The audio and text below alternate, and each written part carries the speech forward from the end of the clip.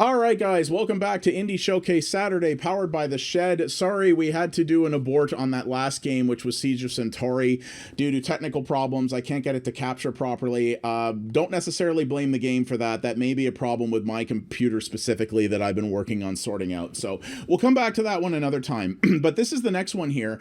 HeadUp Games actually gave me code for this the other day. I've been getting press releases about it for a while, and I just kind of skipped it because I didn't know if I was going to have time for it.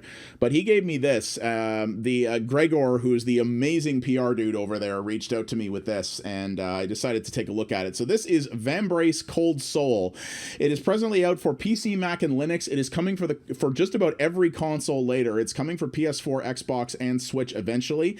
It's $25 US, and it is, well, from what I hear about it, it is like if you took the Darkest Dungeon and set it in a nice world. People have been saying that that's really what this is. I actually own Darkest Dungeon and have never played it. I've really wanted to. I've heard it's very good, though it will beat the ever-loving snot out of you. And that's what I've heard about this as well. The opinion on this is pretty mixed right now. There are people who have finished Darkest Dungeon who have said that they didn't care for this because apparently the combat relies way too much on RNG, and that people have really had frustrations with, like, if your party dies, loot that you collected in that run you don't get to keep. So you basically just have to keep redoing same missions over and over again, hoping that you get a good RNG run. Supposedly the devs have been listening, though, and this game has had a lot of changes made to it since launch. So though the reviews are mixed right now, some people are saying that it has come a bit of a way, so we're going to see. And I think this is going to be a little bit interesting because, like I said, I have never played the Darkest Dungeon, and I own it. I have been wanting to, but I haven't gotten around to it yet. But it's interesting because while the Steam reviews are somewhat mixed because of people citing the difficulty, a lot of websites, including ones that I like a lot, like TechRaptor and PC Invasion and Only SP, actually seem to be liking that about it. This game has very good reviews from critics, but less with fans, which is a little bit interesting. So we're going to take a look at it here. But yeah, it's from HeadUp and Devespresso Games, which is, HeadUp publishes a lot of stuff from Europe. And you've seen that I've liked some of what they put out lately. They put out Texturesist, which is a game that I really love.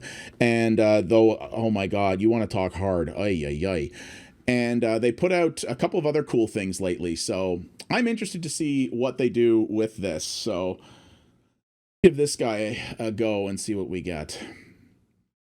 I feel like I can make achievement unlocked, good luck for starting the game. Cool, but foreboding.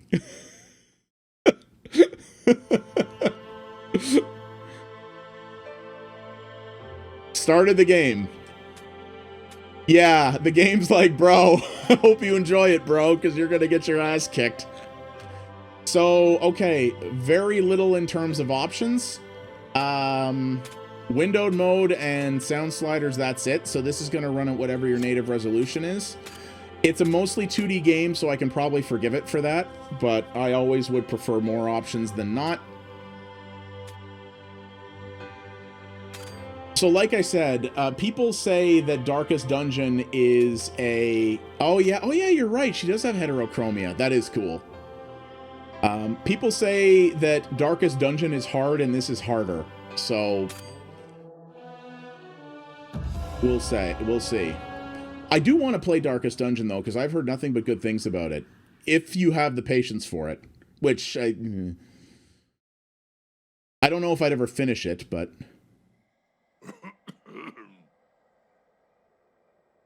What's up, Private Biggs?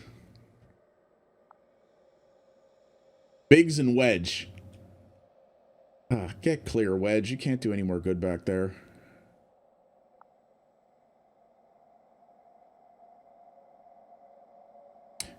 Oh yeah, no, Sari, Darkest Dungeon, easy is just less stupid difficult.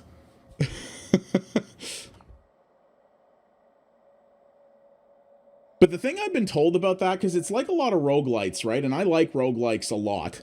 And the thing that I've always been told about, though, you know, is the Darkest Dungeon is very similar in the sense that it's brutally hard, but when you finally get progress and get past that point that was really frustrating you, it's super, super satisfying. So I like that. Shut your pie holes, eh? Check the tutorial graphic above and move out. Yeah, if you're gonna break the fourth wall with your tutorial, you gotta be particular about it. Character can move left or right. The command box displays interactive options in the environment around you. Command box on the bottom right displays inventory biocodex map. Inventory displays items you're carrying. A map displays current location. I know what a map is.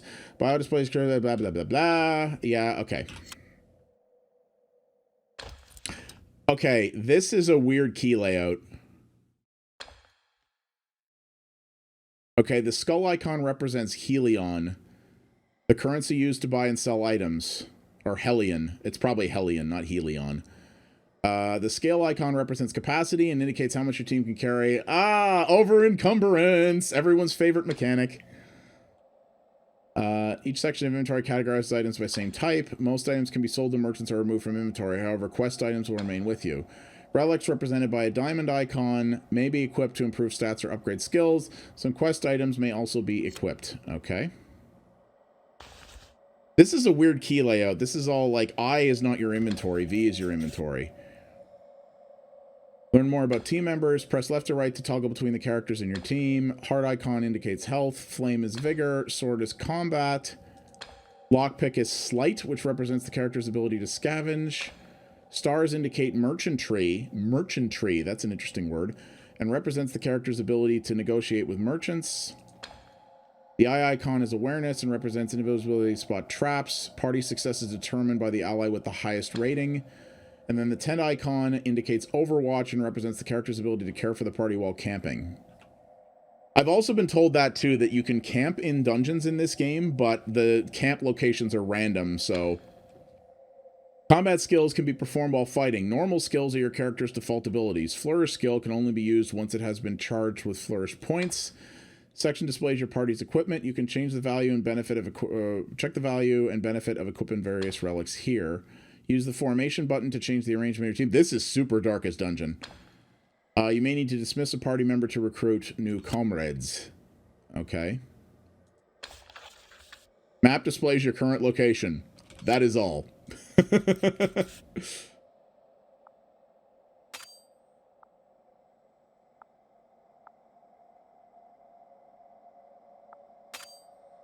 Okay, so that's for, okay, that's for switching people around. Okay. Yep, and you move as a group in this 2D plane. This is so incredibly Darkest Dungeon. So this is Coldest Dungeon, effectively. Not that I mind, you know, again, I don't mind games that are based on the ideas of other games, because some people can take those ideas and do cool things with them, right? I don't mind that. Interaction icons represent a variety of ways you can engage with the environment around you. A red X means you can't do it. You'll need to hold the interact button to complete your action with certain objects. It is very cold here, it would appear. It appears that winter came.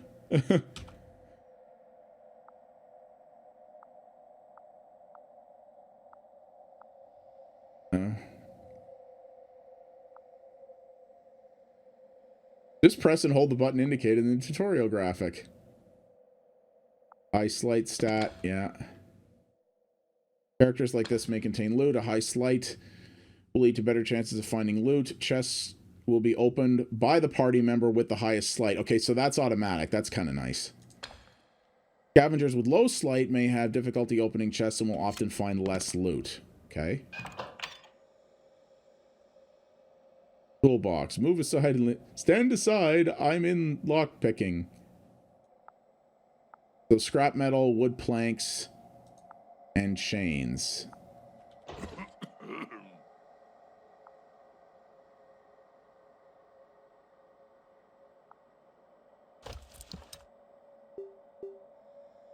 So there's all the supplies and stuff I picked up. All right.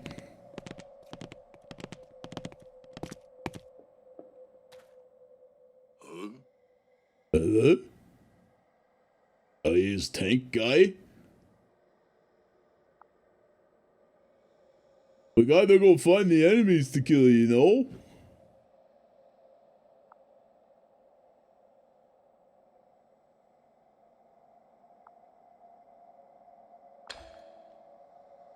The red bar on the character HUD indicates health. If a character's health drops to 0, he or she will die. Really? Damage to health is usually incurred during combat. Really? The yellow bar is vigor. A character will die if vigor drops to 0. Okay, that's interesting. Damage to vigor is usually incurred through the stress of exploration. Oh, right, because there's...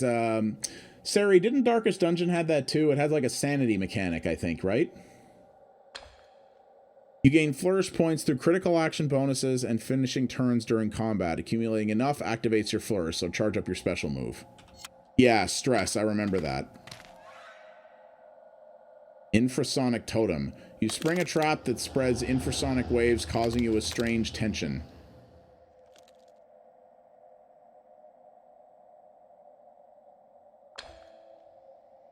There are dangerous features of Ice Snare. Your party leader or the entire team can incur damage from an activated trap. Characters with high awareness will warn your party of imminent dangers and allow you to avoid unexpected casualties from traps. Characters with low awareness will trigger traps more easily. Some actions have a probability of failure. When you see the green script, it means your attempt was a success. A red script means that failed. Gray script means you missed the enemy and the enemy has evaded your attack. The blue script means you have scored a critical and your actions' effects have been minimized. Okay. Tutorial is a little bit lengthy here. Kind of wish it could do it more in the moment.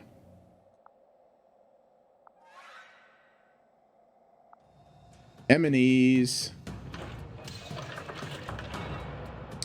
Now, this is all turn-based, if I recall. Is Darkest Dungeon turn-based or like that pseudo-real-time thing? I think it's turn-based, isn't it?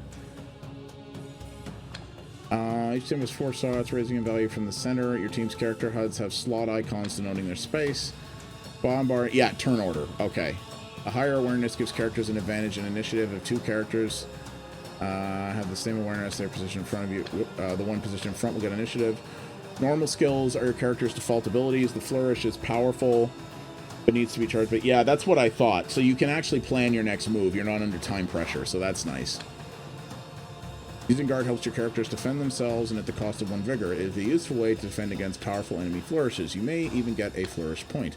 Cannot use items or change relics during combat. However, you may check the map and bio for the benefit of planning your next move.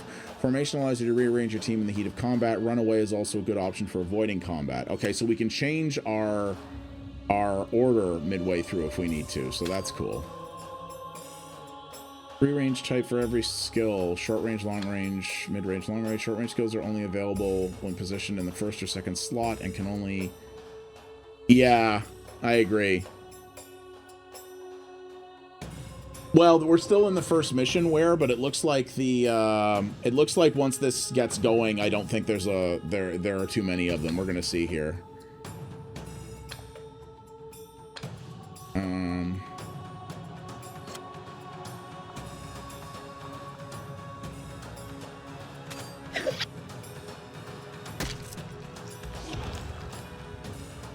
These are clearly tutorial grade enemies.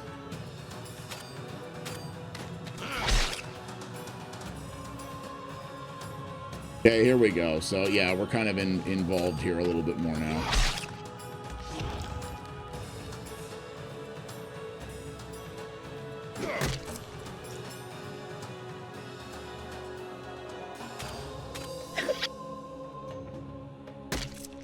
Wow, she does a lot of damage. There are damage numbers. They don't appear over the character. They appear on their life bars in the upper right.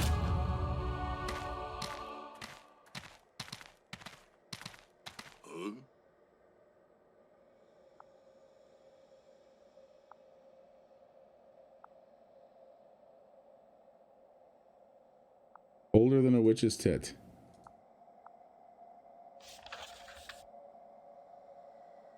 I don't know why I find that icon quite cute. Ma'am? Mm-hmm.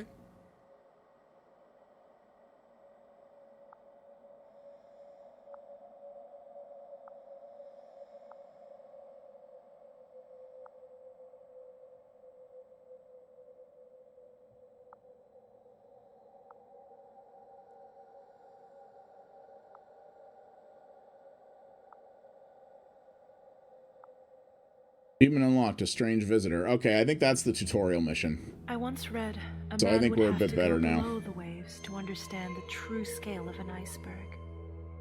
reminds me of you, dear father. I confess I never really knew you. After all, how does one get the measure of a man when there's so much beneath the surface? Nevertheless, I owe my survival of Zumurud's blistering deserts and the wild forests of Sylvia to your training. When I was summoned home to Edina, in order to read your last will and testament, I didn't know what to expect. I suppose it comes as no surprise you remained a mystery even in death. I now find myself beckoned to the dwarven realm of Dockheim by the encrypted journal and ancient relic you left behind. On an expedition to encrypted the journal, city of Iceland, need a quantum computer to crack that. you never provided. I shall not be daunted. My determination is equal to the task at hand. If, as you say, this Vambrace is the key to entering that forbidden city,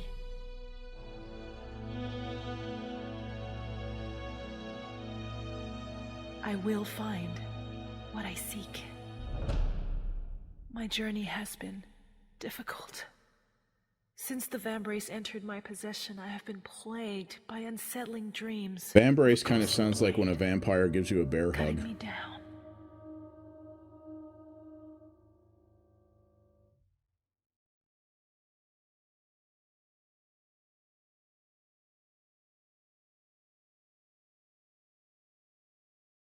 Okay. I initially read that as chapter 1, The Adventurers, until I read it as The Adventurous.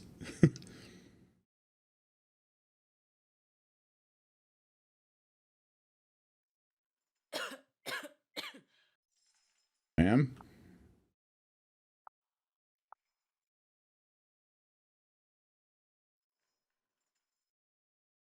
That's quite the shoulder pad you got there, bro.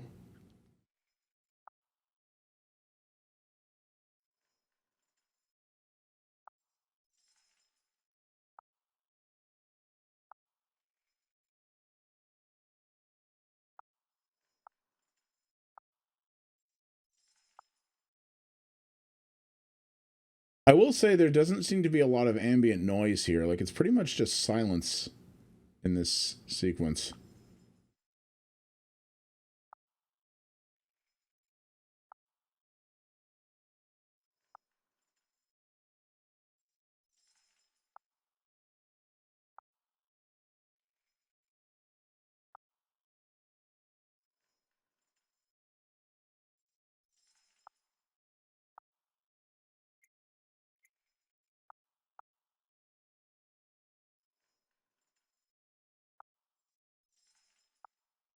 So the green flame is the people who actually caused this.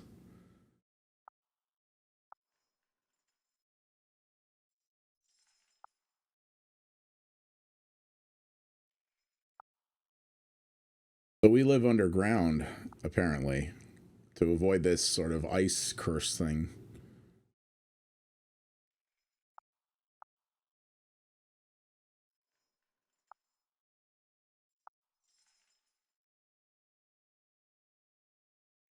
Oh, he gave me money. Why, thank you. I'll be coming to collect on this later.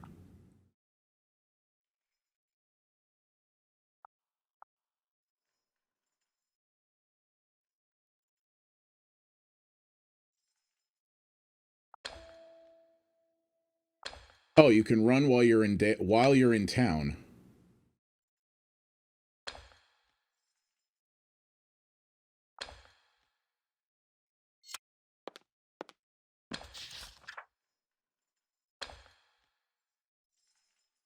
Unlock its encrypted pages.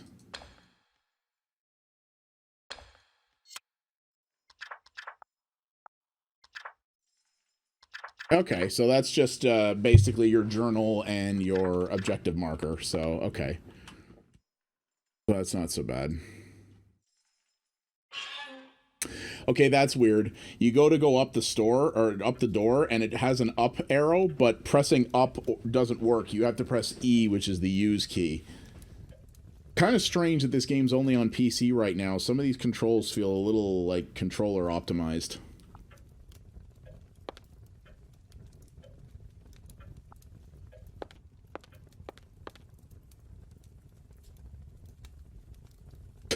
How to keep your body warm. Make a fire. Stand in front of fire. Be warm. Deal with fire.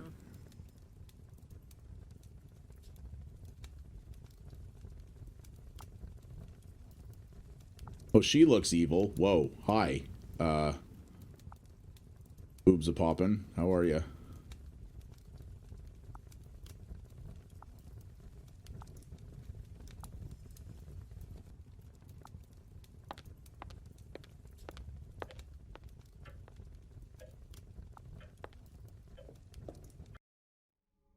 Oh, look at this! It's got like a an old school Final Fantasy style overworld map. Okay, this is kind of neat.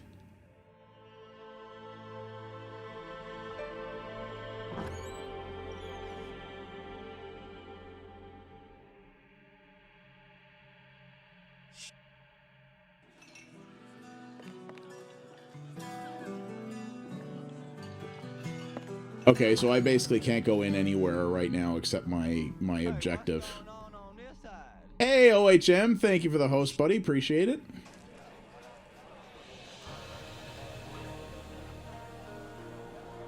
Right? Except I'm not allowed. I'm not allowed there. Oh, geez, dude. God, how late were you up?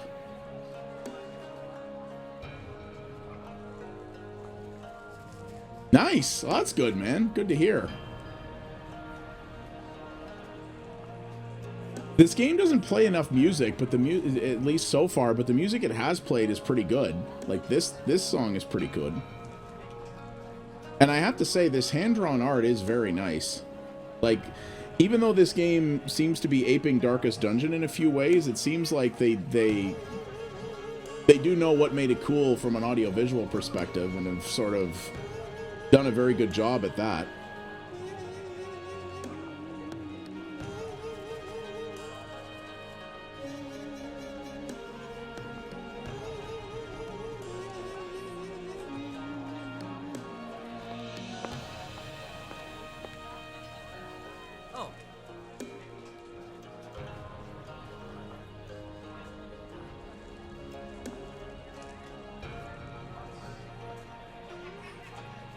We don't use gold here.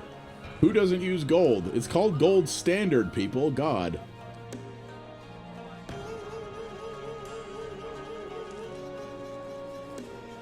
Achievement unlocked. Helion. Okay. No, this plays a lot like Darkest Dungeon. This is sort of the overworld section right now, but there is actual turn-based combat and stuff. I've been told that this game, much like Darkest Dungeon, is brutally difficult, though. But it has a lot of tutorial and preamble.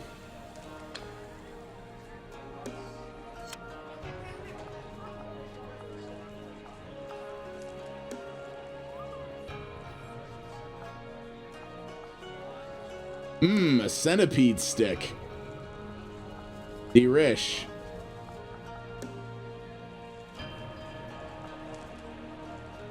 Here's terrified and frostbitten.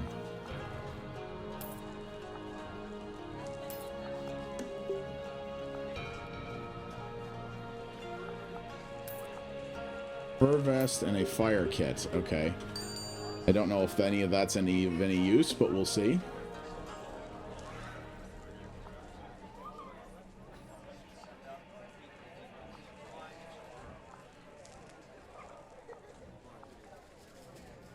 I was just let out of prison, woman. Gods.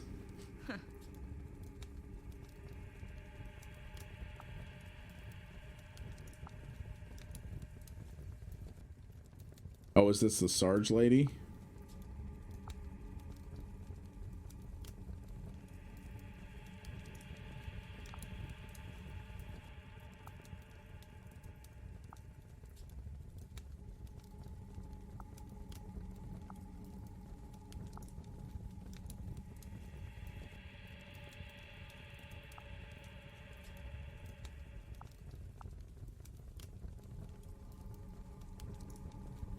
Didn't you beat, like, both of the Pillars of Eternity games, though? Aren't those, like, a ton of reading? Not fully, though, are they? Really? I thought those games had, like, a ton of reading in them.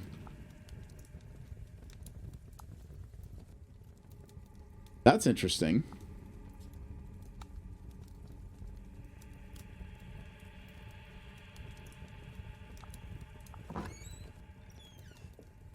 Yeah, this is an indie game that has a heavy story in it, so there's definitely a lot of reading in it. But yeah, the thing is, this is a lot of preamble. I suspect once it gets going, it won't be quite so much.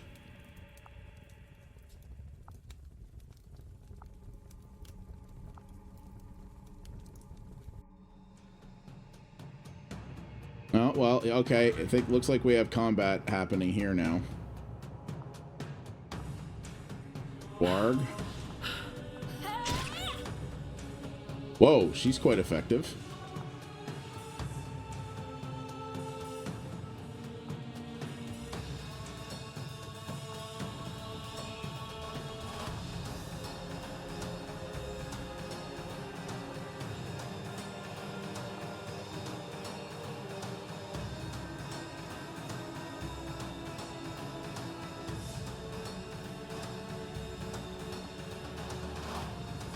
Okay.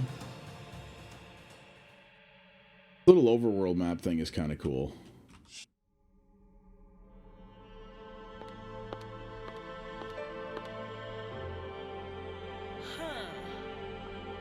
Oh, I found a page of the Codex.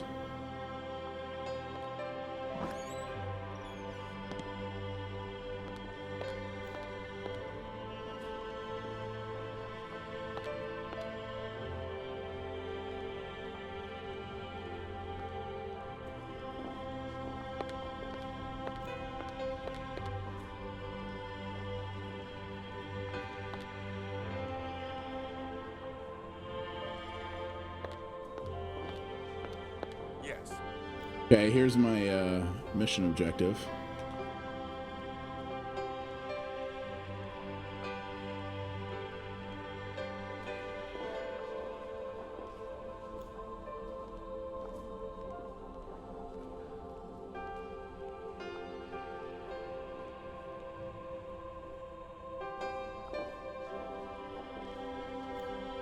Oh, the crazy goth lady got out of her cell.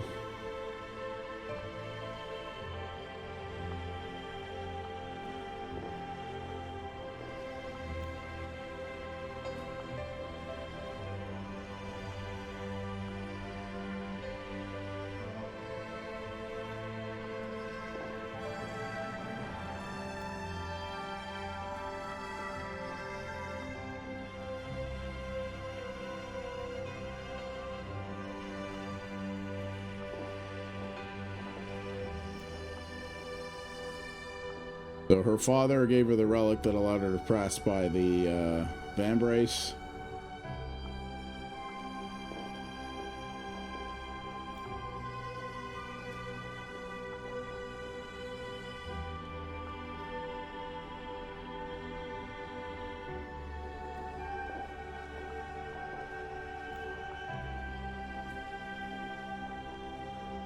Take this scroll of consent.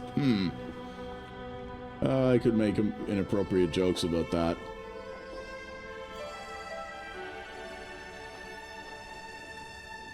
The Me Too scroll.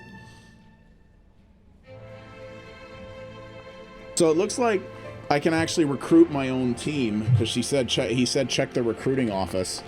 So that's kind of interesting.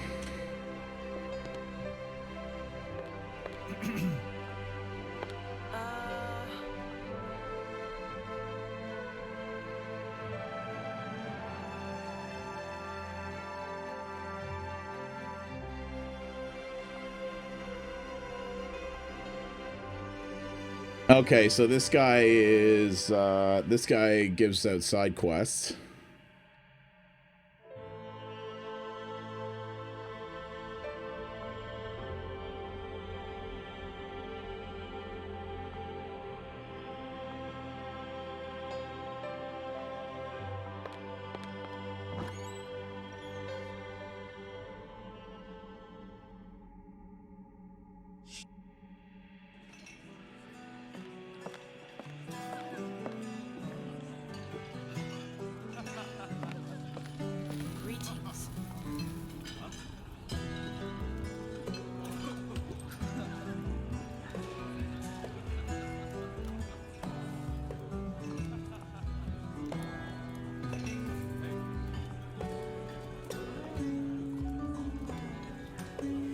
We have a space beneath the bar that's used for storage. Nice.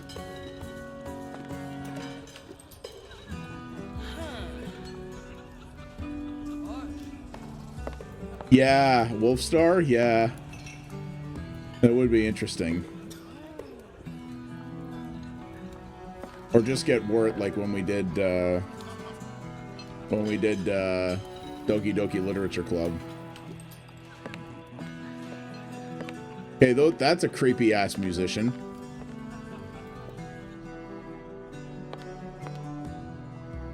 Some musicians just want to play as the world burns.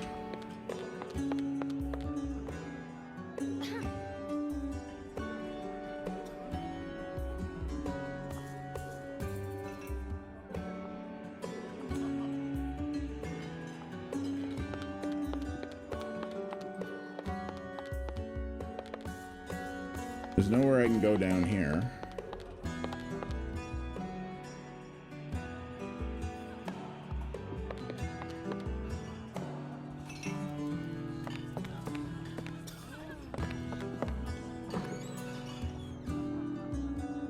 This is my storage room.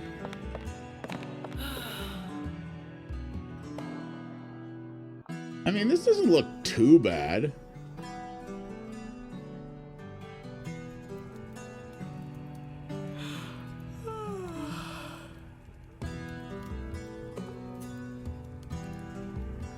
Achievement unlocked to be our guest. How many achievements does this game have? 54, okay. So check the recruitment board. It says. This thing, I assume? No. Hey there.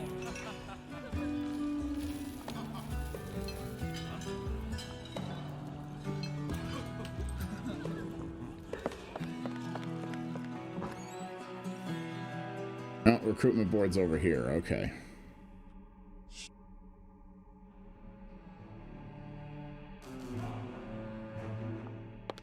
So it looks like you have to build up your own team, so that's kind of cool. Yep, here we go.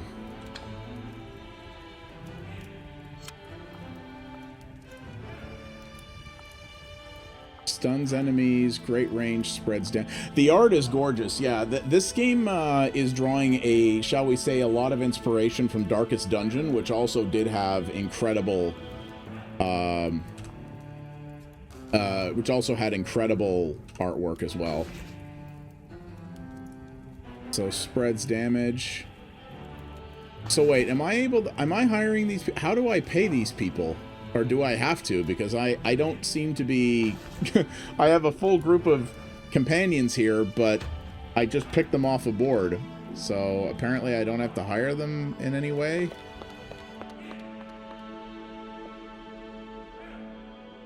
Alright, I think we're finally getting off on a mission here, so...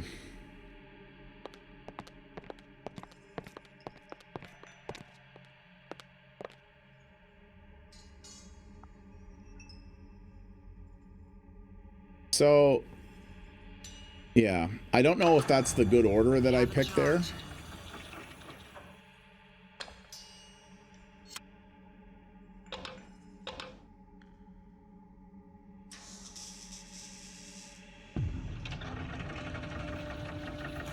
All right, here we go. We're into it now. Only halfway into our segment.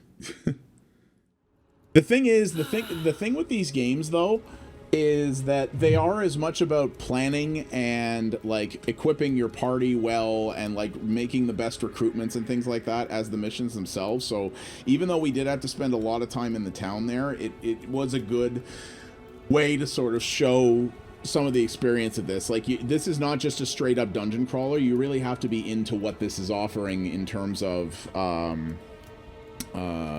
that like building and management experience as well. That is something that people really want. So yeah, so camping is essential. This is the thing that I saw some people complaining about in the Steam reviews, because camp locations are random and sometimes it just completely screws you over with that. So basically, if you camp, you can use supplies, and somebody has to oversee the camp. So Someone needs high Overwatch for that. You get, oh yeah, and your chosen Overwatch can also amuse people with song and story to restore vigor, so that's kind of cool. Your Overwatch guard will guard the camp when your party chooses to rest. Sleep will restore health, and success is determined by the Overwatch bar, so that is obviously very, very key. And you can also scout things, apparently. So the Overwatch is Borakang. This lady, weird cat lady here, has the Overwatch. Now I'm wondering who has,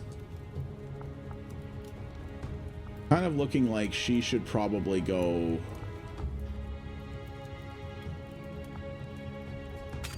here. This lady has arrows, so she should probably be at the back.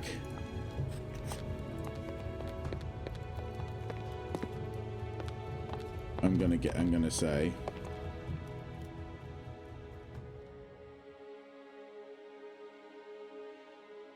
Yeah, chapter 1 was basically just that preamble, so okay.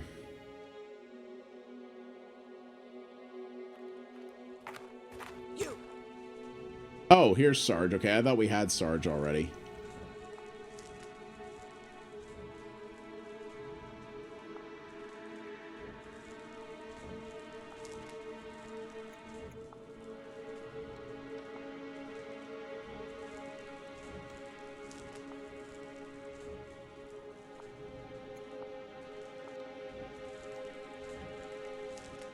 Books, okay.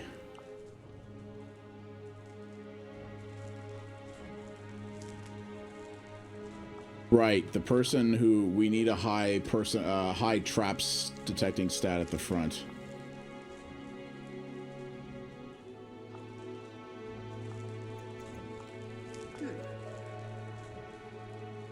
They'll let you know when spooks are getting close by measuring the ghost fog.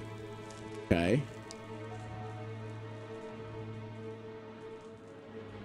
When the ghost fog comes, you'll know that mad shades are nearby. When that happens, make sure you leave the area as quickly as possible. So, terror will increase as your party explores the field. It will drop again when you enter a new neighborhood. Use the Geistometer to monitor the ghost fog and stay ahead of the threat pursuing you. Okay. So we need, what is it? A person with a high detection stat at the front, which is actually this guy, so the lyric will come back one. Huh.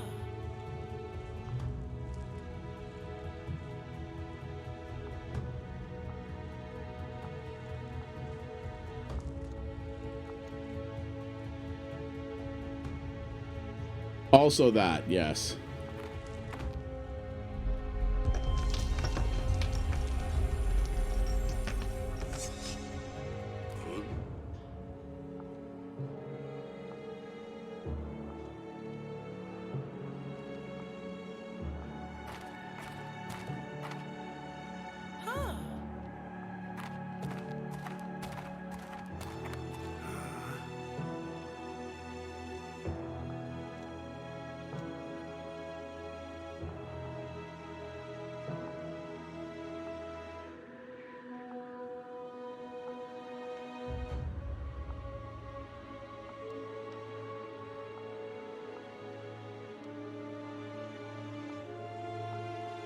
Oh, interesting. So I was just told that this guy has asked me to search for something that someone else has also asked for. So I'm guessing I have to screw over one of them.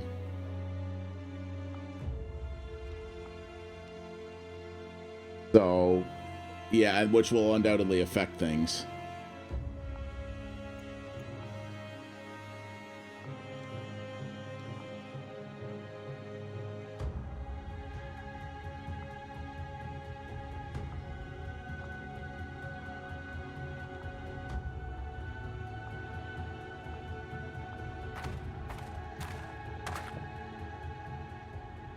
All right, so here we go.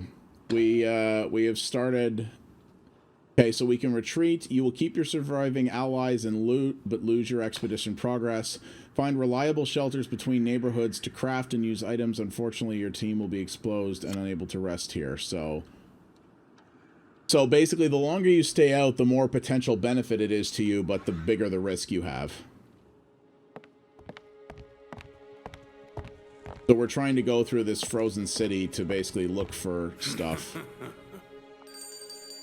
And this guy allows us to buy and sell stuff as well. Well, I have no money, so...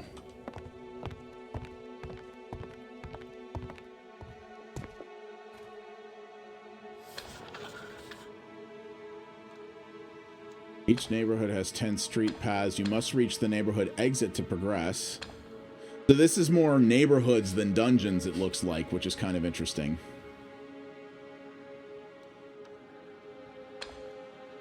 And you need to clear 5 neighborhoods to reach the boss dungeon.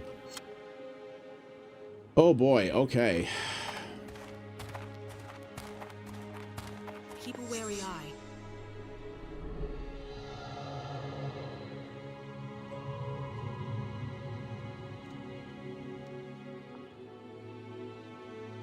Oh, choice thing that could be good or could screw me here. Who will take the action? Oh, jeez.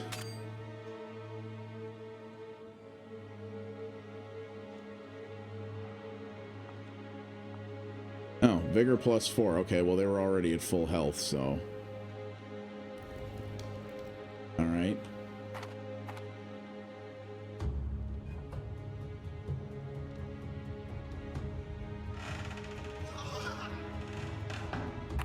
Crap. Well, that was a trap chest.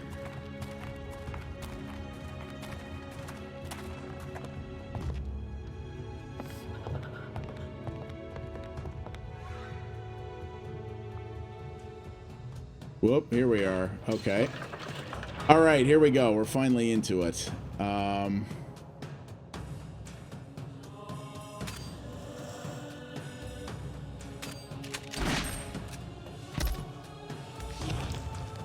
Wrecked his ass. This is pretty early, so the game is probably not going to be too stupidly difficult at this point, though I've been told it gets brutal very, very fast.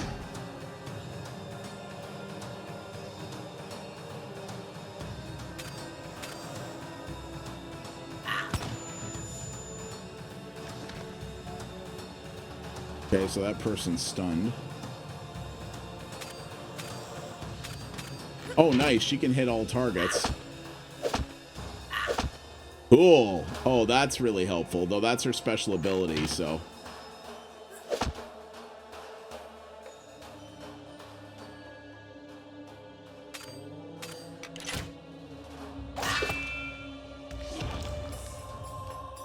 Good night.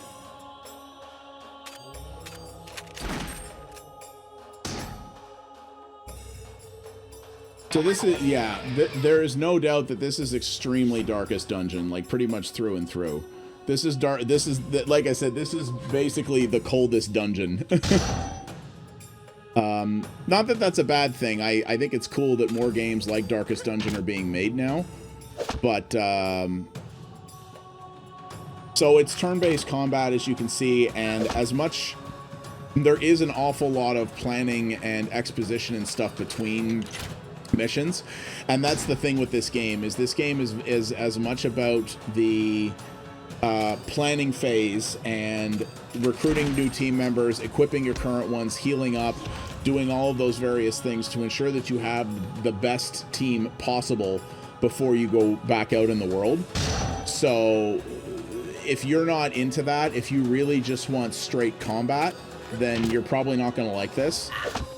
You really have to be into the planning as much as anything else. And obviously you have to accept the fact that the game is incredibly difficult. Like I said, apparently some big improvements have been made to this since it came out, but common complaints in the Steam reviews is that the combat relies way more on RNG than it does in Darkest Dungeon. The fact that the campsites are randomized means that the game will just sometimes completely screw you over in ways that can be not fun sometimes. Supposedly Darkest Dungeon relies a lot less on RNG than other things do, so that's something worth considering as well. I do like the art. I think the art is really cool. The story, while verbose, seems interesting so far. And while the game, I don't think plays music nearly enough, at this point, the music it does have sounds great. I'm actually really enjoying the music so far.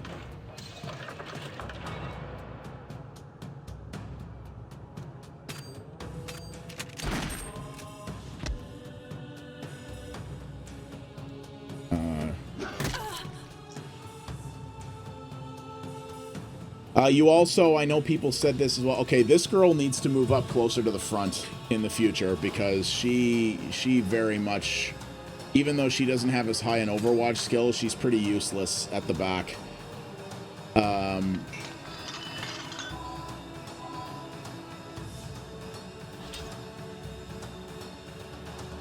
But yeah, it's very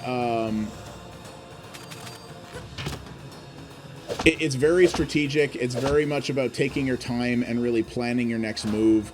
And like I said, really planning things as well in between your, in between your runs of dungeons in the town and things like that.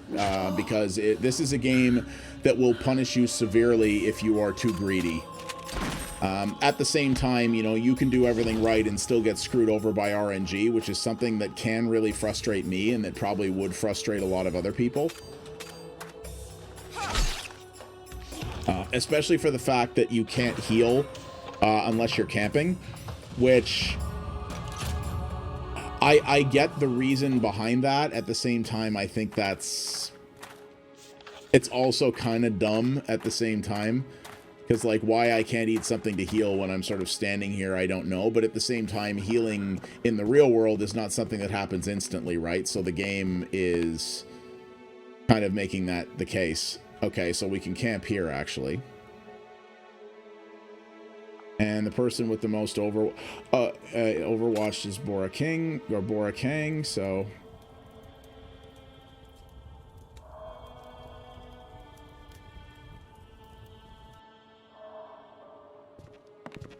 Nobody really seemed to get any health there. Is it just that I have to sit there for a certain amount of time in order for people to get their health back? Is that how it works? It didn't really explain that in the 9 pages of tutorials. Yeah, that's the other thing. When you use a campsite, you can only use it once. So once you've used it, you can't use it again. But that's kind of frustrating because I was standing there and she wasn't really, the party wasn't really healing, and then I think, though, I was supposed to stand there for a while.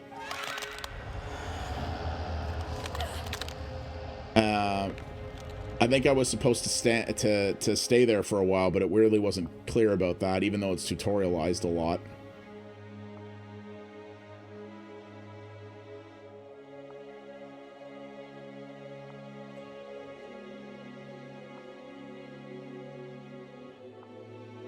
Oh, it looks like I can hire some people here, so that's kind of cool.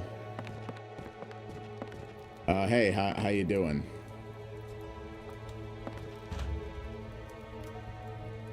But I don't have any room for her either, so that's not really going to work. Also, there's a campfire there, but apparently I can't use that one because reasons.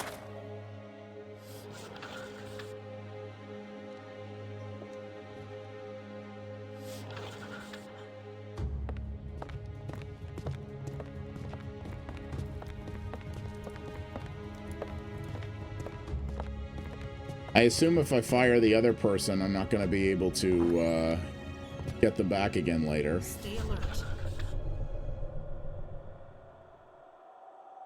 Oh, crap. Well, the mist is here now, so... Yeah. We've got to GTFO here, I think.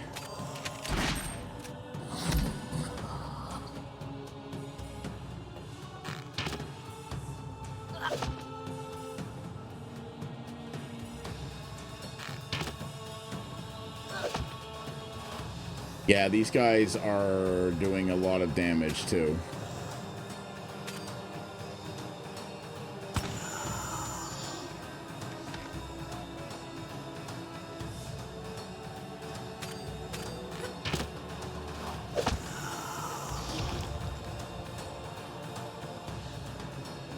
This may go south, but we'll see.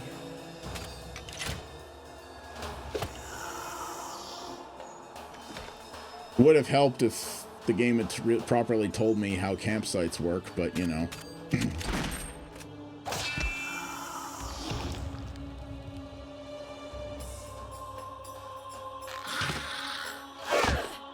Ow.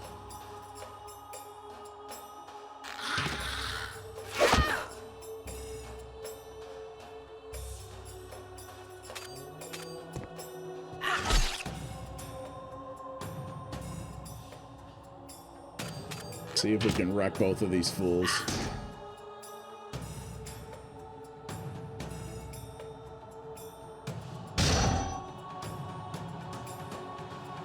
I'm gonna guess if she dies, because she's the heavy story person, that if she dies, we're screwed.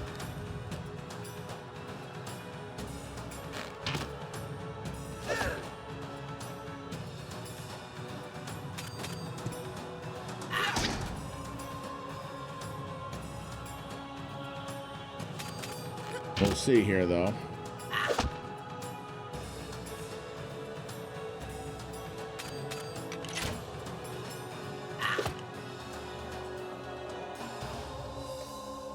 Now, you have the option to run from combat. I wonder if the enemies will ever do that.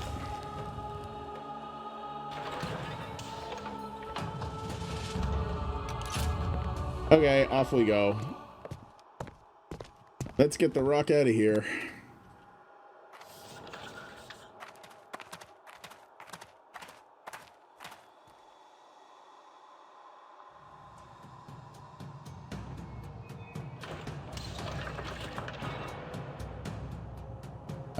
Okay.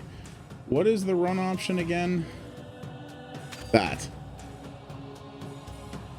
Oh, you can make individuals run. Oh, dear. Oh, well, she just died. Cold. Well.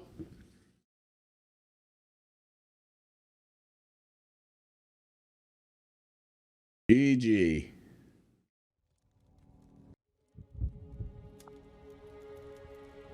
Oh, you are creepy as hell.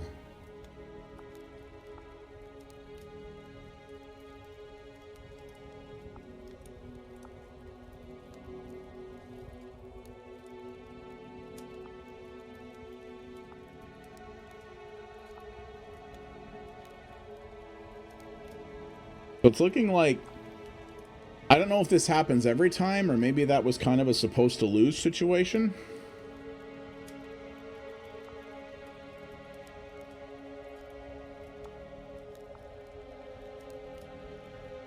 Or have I just lost everything I could potentially have gotten from that mission?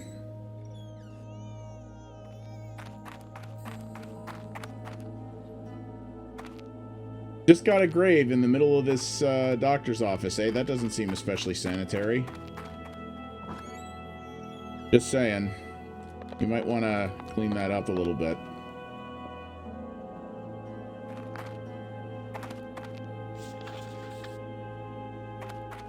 Wow, this is a big space.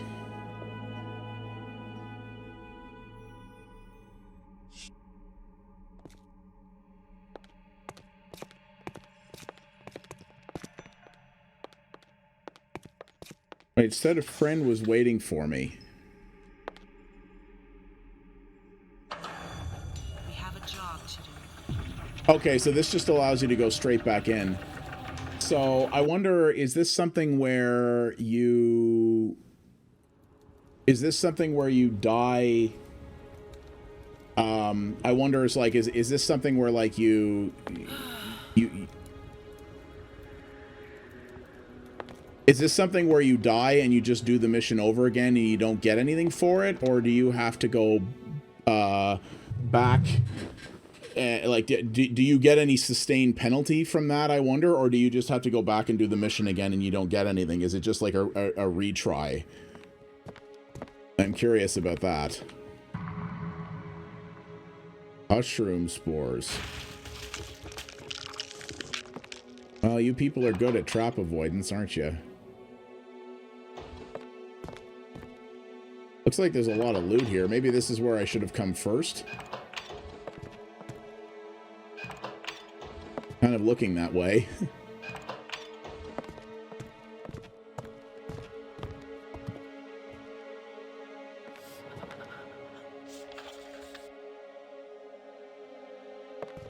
So I think I'm gonna just try to make a quick book here out to the end of this neighborhood. See what I can find. See if I can just find my way out of here quickly, because I'm clearly not equipped to like navigate the entirety of one of these places.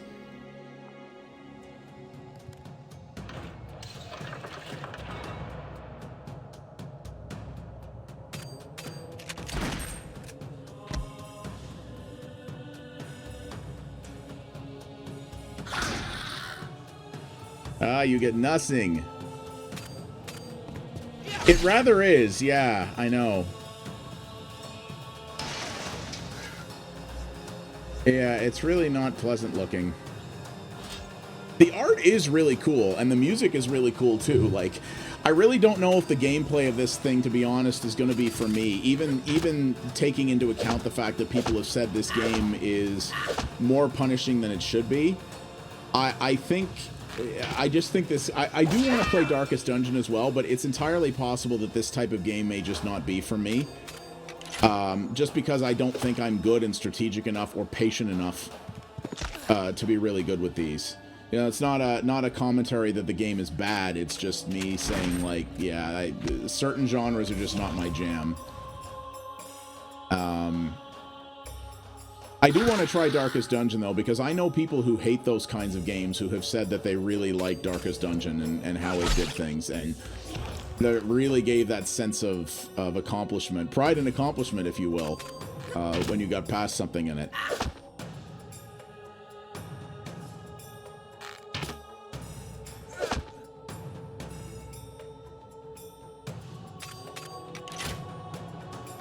But yeah, I think what we're going to aim to do here is just get to the end of a neighborhood as fast as possible. But what did it say? You had to beat 5 neighborhoods in order to unlock the boss? So clearly you have to equip yourself way more than we presently are. Like, you have to build up to that, obviously. Now, what I wonder, though, is when I move to a new neighborhood, can I then turn around and leave that and take my loot back to town? Or do I have to just... It can't be that I have to get to the boss and clear it in order to get everything. That would just be ridiculous. I can't imagine that would be accurate. Okay, so we want to go up from here. Keep a wary eye.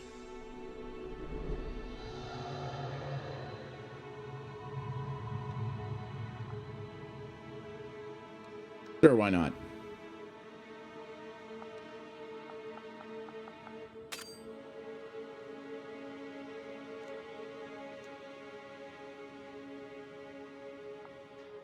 Hey, I got healing for that. Alright. Or not healing, I got vigor.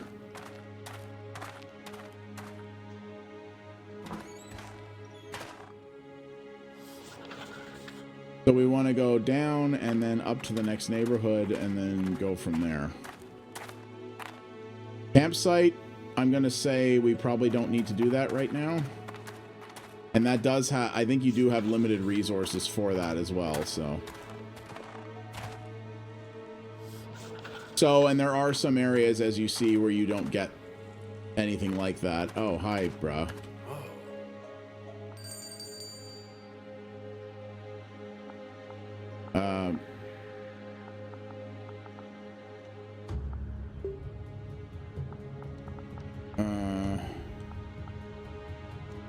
Okay, well, we don't have any money to buy anything from him, so.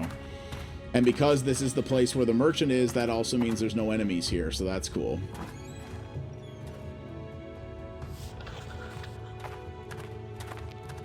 Oh.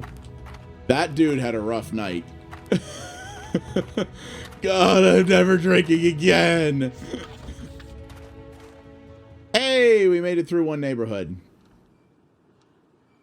And it looks like I can't just go back to town. So, that's a thing. Oop, I don't have a map of this place. Okay, Northern Shelter. Oop, crafting thing? Oh, interesting. I can craft stuff, some of which cannot be bought from merchants. No, my own cryptocurrency, yeah. No, that's the chat currency. If you go, like I said, you can go bang Parabucks to see how much you have. You just earn that from watching. I can also do this as well.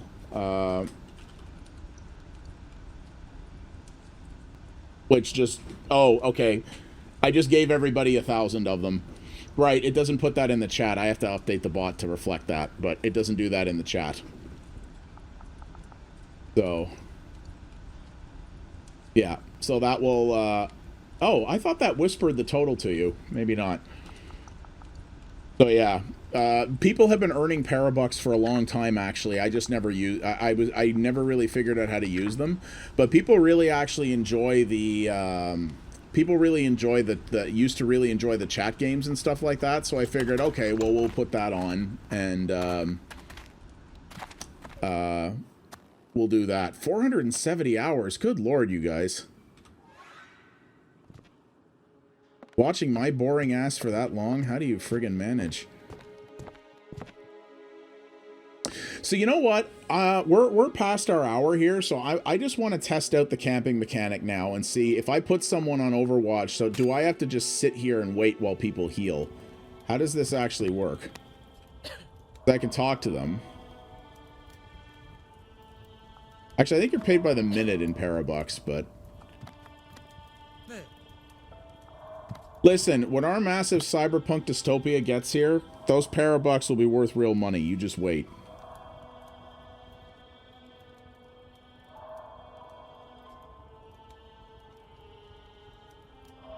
Oh, okay, so I can choose to entertain people here to help heal them up.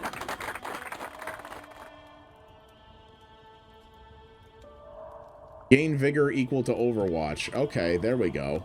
So I actually did some good there.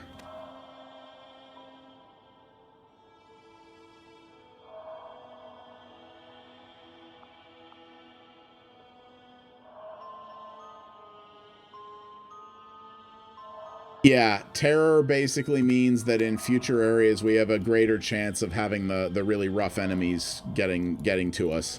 But we just healed a bunch now, so. Now, the thing is, you're supposed to be able to go back to town at any point.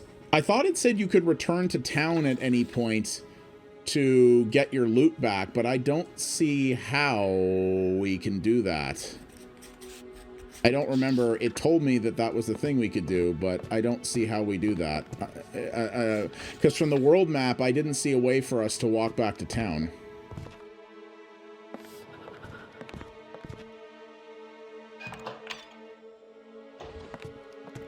Oh, loot room.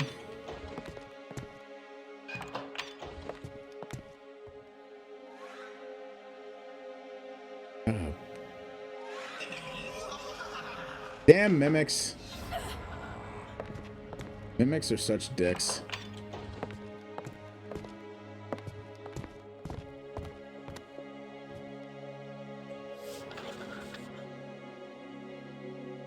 So what I'm going to check here real quick is I'm going to go back to our main map, and I want to see if we can go back to town. Because there's no way that you have to get all the way to a boss and then beat a boss in order to retain the loot that you've acquired on the mission. That would just be insane.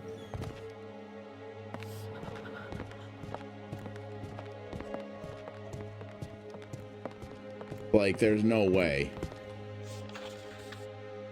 Oh. Oh, well, I'm stuck now. Because I entered this new neighborhood, we actually can't move forward until we get out of here. So there's surrender. But hang on, it talks about this in one of these tutorial things.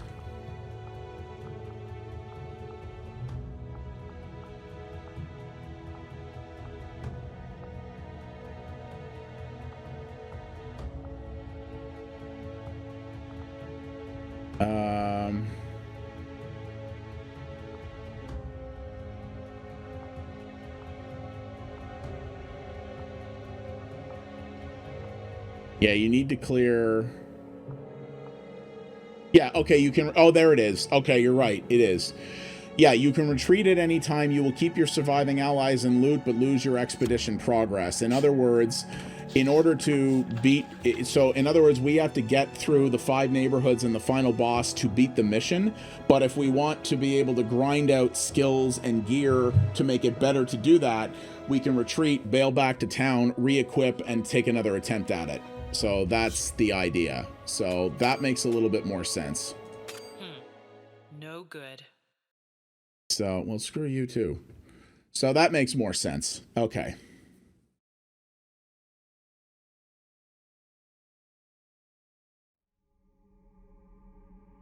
And then we get to retreat back to town from here and then do that. And then we get to build up stuff in here. So, okay. So I get that a little bit more. So yeah, we're at the end of our of our time here with this one, guys. I'm gonna play around with this game a little bit more just because I think the concept is interesting. But that said, it is, like I said, it's a lot of planning, it's a lot of downtime, and the combat is very, very difficult. Like I said, I've been told that by people even who bought and enjoyed Darkest Dungeon that this game is hard and in kind of a petty way, so take that with a grain of salt. So you might want to check the Steam reviews and what people have to say about it before you do that. I have been told that recent patches to this have made some pretty significant improvements, but this is a game very much in the misery simulator genre. So, you know, we've talked about that before, those games that are designed to be very hard and very brutal but very satisfying. That is what this is. If you don't think you'd be into that kind of thing, then this is not for you.